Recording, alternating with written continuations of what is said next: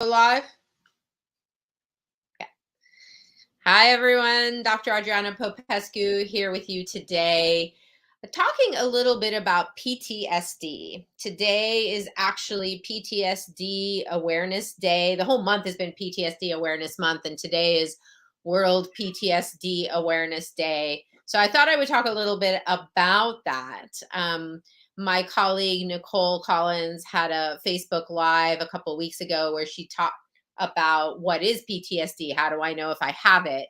And now I wanted to take a different aspect of it, which is to look at what is PTSD treatment and what actually works.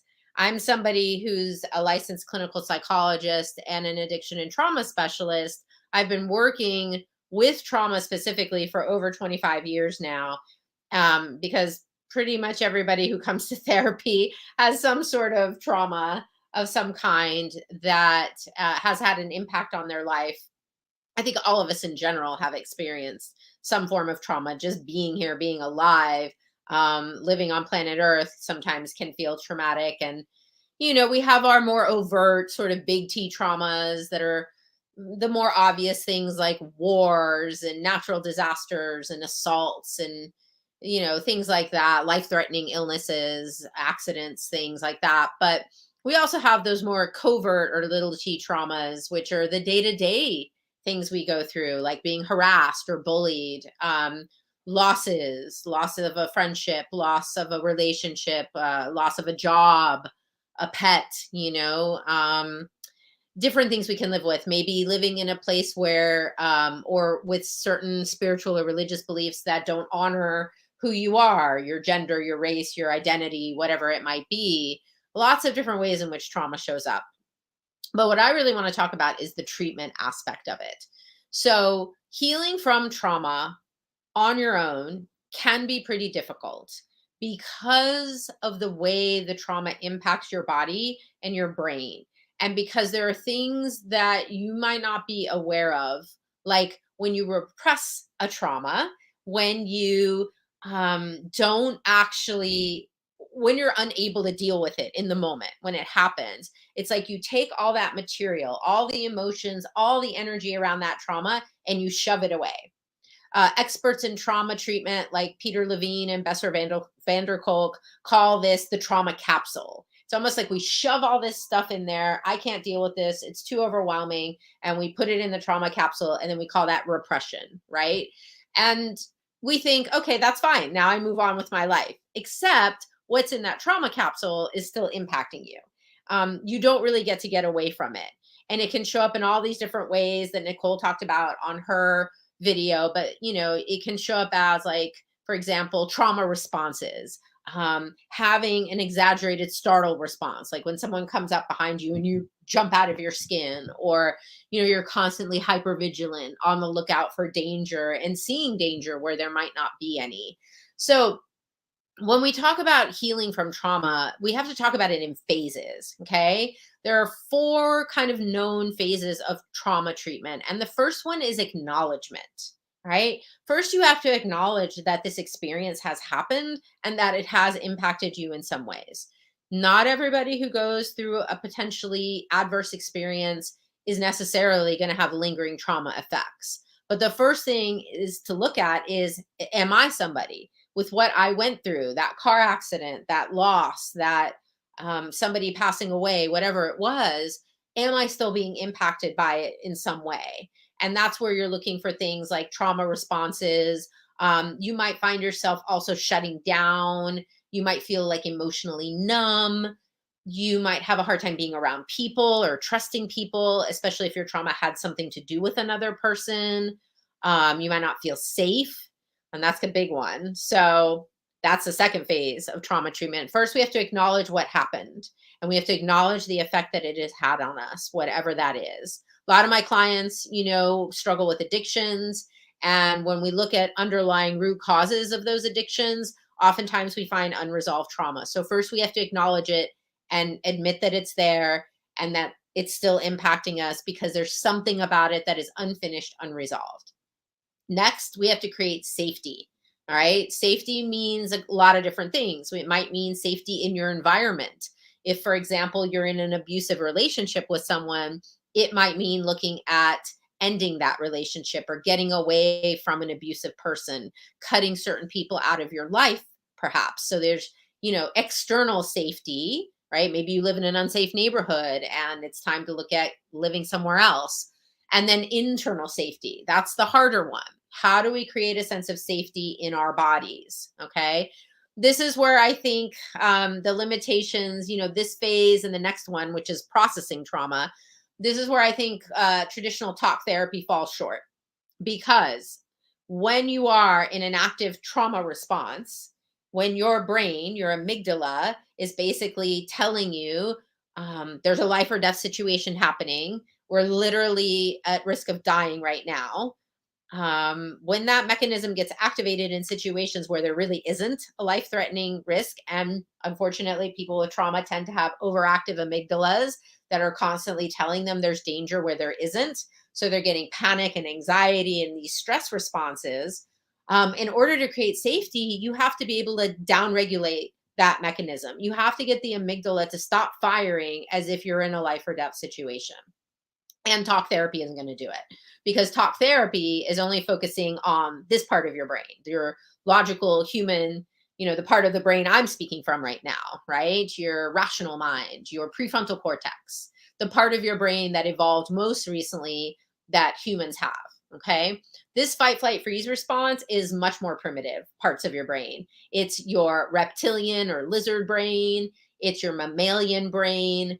Um, when this happens, when a fight flight thing gets activated, or freeze, fight or flight and freeze, they look a little different. But when this response gets activated, you actually have no control over which way you go. Your brain will either go to fight or flight, where everything gets amped up, revved up, and you're getting ready to run away from the threat or fight the threat. And freeze is when everything shuts down and you play dead, hoping that the predator or threat will leave you alone. Okay. We don't have control over that. Talk therapy doesn't have control over that. So when we get into that activated state where your heart is racing and the stress hormones are pumping, or everything is starting to shut down and you're getting dissociated, numb, or checked out, we need different tools. We need grounding tools, super basic things like five senses, like name five things you can touch. Name four square things on the wall you can see. Name three things you can hear, sounds you can hear. Five senses, things you can touch, smell, taste, touch, feel, see, hear, all the senses. Okay, you got to go through those. That's a helpful grounding technique. Breathing is super helpful. I teach a lot about things like box breathing, a four square, which is also known as four square breathing, where you breathe in for the count of four and you hold your breath for four, and then you exhale for four and then hold your breath for four again. Okay, that's super helpful. 4-7-8 breath, all different kinds of breathing techniques. These are essentially polyvagal exercises. They help get that amygdala, they help get a signal up to your amygdala to help calm the nervous system down and help the body to feel safe. So this is about creating a sense of safety in the body. EFT tapping is really great for it. There's many other energy psychology techniques. I interviewed a lady named Erica Neal on the podcast. I have a podcast called Kaleidoscope of Possibilities, and she told us about havening, right? Which is this like very soothing movements that you do, much as you might comfort a child, right? You might do this to their face. You do these things and it helps calm your nervous system. Heart math has certain kinds of breathing techniques, breathing through your heart. There's cold water is a really powerful one. You can like splash cold water on your face or hold ice cubes in your hand. All of these things are polyvagal exercises designed to activate the vagus nerve, which is part of this whole fight, flight, freeze mechanism, to activate that nerve to get out of the fight, flight response and into a more parasympathetic nervous system state of calm. So back to phases of trauma healing. First, acknowledgement, then creating safety. Then we have to do the processing. Okay. And I say to my clients, I know this is the hardest part. And they have a lot of fear around it because, look, I put that stuff away. I repressed it because I couldn't deal with it. It felt overwhelming to me. Why do I want to go and do that now? Except in my experience, the only way I've seen personally and professionally, the only way I've seen people really heal from trauma is to go through it. In other words, to actually allow yourself to access what got in that trauma capsule and feel the feelings, cry the tears, whatever it is that needs to happen, remember the memories until you can release all of that trauma energy that is connected to the memory, right? So the fear, the anger, the sense of powerlessness, whatever got locked in the body, right? The different stress responses that are locked in the body. And you can do that in a variety of ways, right? I'm obviously partial to brain spotting, which comes from EMDR. I also use EFT tapping and other energy psychology techniques to get to these energies and be able to process and release them. NET neuroemotional technique is really good for this. Somatic experiencing is a well known trauma healing technique that was developed by Peter Levine. Sensory motor processing and therapy. There's a lot of different somatic, a lot of energy based, Reiki, access consciousness bars, and body processes. There's all kinds of different modalities we can use to process that trauma, to release the stress, energy, and emotions from the body, and then to move us toward the last phase of treatment, which is integration. That's more sort of the mental, back to your prefrontal cortex. There's some element of cognitive understanding. How do I make sense of my experience? How can I go from feeling like a victim, like somebody who's powerless over the things that happen to them? How can I move from victim consciousness into a state of empowerment, into a state of post traumatic growth, where I can look back on my experience and say, yeah, that was really awful, but I survived and I'm stronger now. And it gives my life a different purpose now. And maybe I can help other people with this. That's post traumatic growth. We can do that at the integration stage. But first, we have to do the processing. And I don't find that talking about trauma in the traditional talk therapy sense helps with the processing. It can help with the integration piece. And there is a modality called CBT, cognitive processing therapy, I believe, which is a cognitive behavioral therapy technique that is designed to work with people kind of post trauma to try to make sense of the experience and maybe challenge and release the beliefs that would have come from it, like I have no control over what happens to me, or maybe I was a bad person, I'm a bad person, I deserved it, or I'm damaged goods now. All these like really distorted, what I would call core false beliefs that can emerge from having a traumatic experience or a series of them. So, 4 phases for healing through trauma. And the reality is I fully believe that we can heal this. I don't ascribe to this idea that because maybe you got a diagnosis of PTSD or post traumatic stress disorder that you're then going to be stuck with this label for the rest of your life, that you're going to be stuck with this disease that you're never going to be able to cure. I mean, those of you that know me a little bit know my story. I was given those diagnoses. I was told with Lyme disease and chronic fatigue syndrome, I'll never heal from that stuff. Best I can do is manage my symptoms. That tends to be the Western paradigm, like learn how to manage your symptoms. And I'm of the mindset of no, I actually want to get to the root of what is creating this issue and heal it at the root level. And I don't have to be stuck with Lyme disease or PTSD or whatever it is anymore. I've had experiences that I've, shared before about traumas that happened earlier in my life, a series of car accidents, being attacked by a hive of bees, and I had lingering trauma effects from all of that. There was pain in my body. There were phobias I developed of insects. There were, different things that came from early life traumas. Witnessing like what happened with my parents when they divorced made me not want to trust people and not want to be in a relationship. All those things with the tools that I've learned, these more holistic tools that really look at mind, body, spirit, and emotions. And we treat all the aspects of the traumatic experiences from those different perspectives. What I found was I was able to heal myself of the trauma. I don't have trauma responses anymore. We've extinguished those. I do feel safe enough to open my heart and trust people, and be in relationships with people. All of those things have changed for me, and of course, with the thousands of people I've worked with over the last 20 some years, I've seen miracles for them as well. So this is, where, and what I wanted to say to professionals, working with trauma is really a specialty. You know how, like, you go to med school and you could be a general like doctor or internal medicine doctor, and you kind of practice all different kinds of, you deal with all kinds of different issues. I think as a general therapist, you get that training, but to do trauma work, it's a specialty. Um, it's like, being an orthopedic surgeon, like, that's a specialty. Those of us that treat trauma really, I think, need to be educated and get continuing education in specific modalities that are evidence based. Everything I've been talking about is pretty much evidence based, or is very close to being deemed that. It's evidence based, meaning that research backs it, science can explain how it works. We have that now with these techniques. And I think we're doing our clients a disservice if we're still relying on traditional talk therapy to help people heal from trauma. Because the reality is, talking about your trauma over and over again doesn't actually help you to heal it. You got to get down deeper. You got to get to the roots. You got to get to the body stuff. You got to process what's been repressed in there. You got to be able to release that energy of trauma.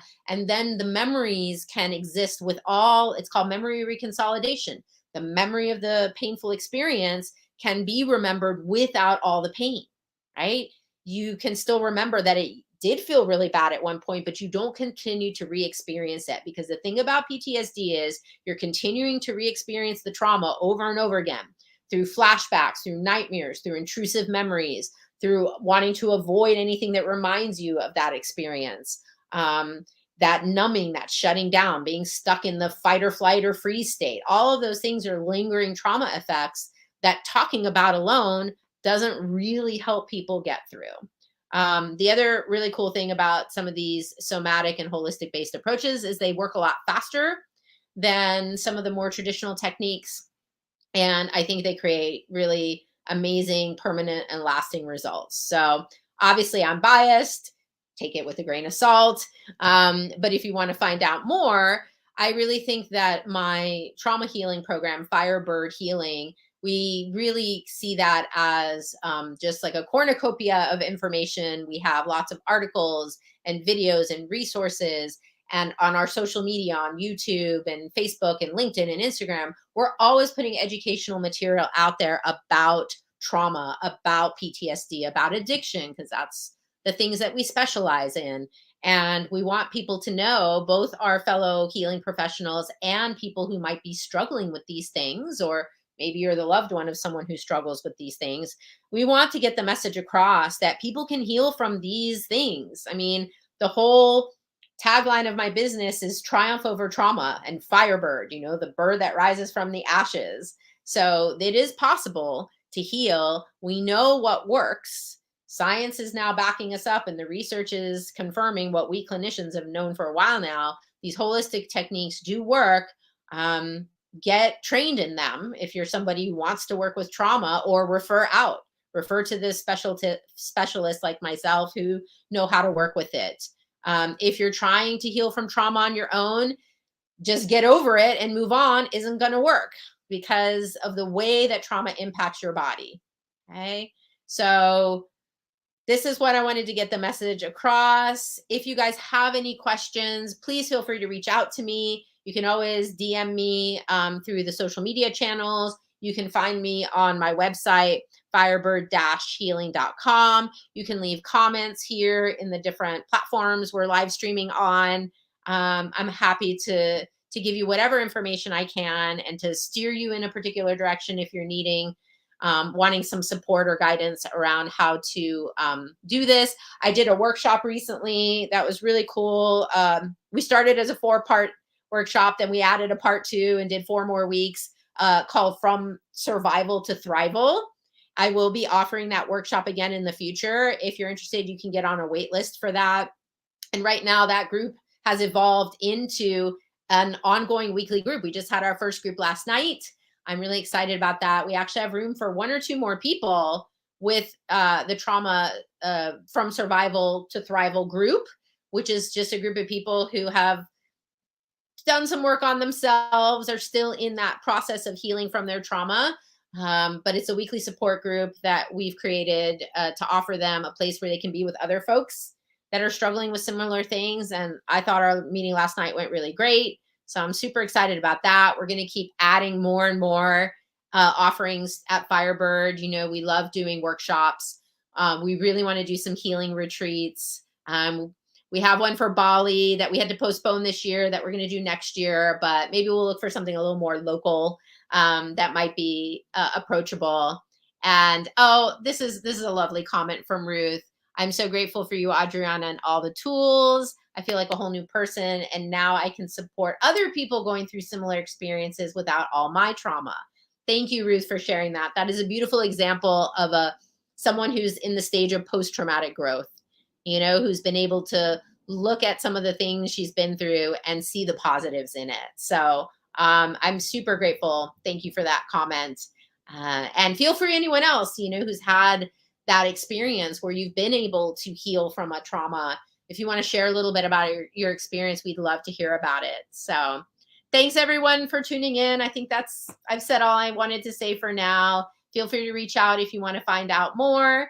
And I'll be back again in a couple weeks with another Firebird Live. And follow me on all the social media and all the things. And oh, one last thing. We're doing a book launch this Saturday. My book, What If You're Not as Effed Up as You Think You Are? I have a whole chapter in that book devoted to trauma and the impact of trauma. And I talk a lot about the different healing modalities that I mentioned today. This book was released in paperback at the end of last year, and we're finally getting the ebook out. Is coming this Saturday, July 1st at all day. We're going to be having the book on special offer. We had to price it at $2.99. Sorry, we thought we could do it a little less, but with Amazon and whatever, $2.99. You can get the ebook that day, and we're trying to make it an Amazon bestseller. So if you're able to get the book, particularly between the window of 9 a.m. Pacific to noon Pacific, we're going to be going live here again on all these platforms and on Wholehearted's, that's my publisher's YouTube channel. We're going to be going live airing this talk that I did. It's about a 45-minute talk that I did in front of a live audience about the book with live Q&A happening afterwards. So you can also catch me this Saturday, and would love to have your support on getting the book out there to more people, getting all those Amazon algorithms going. So, because reviews help.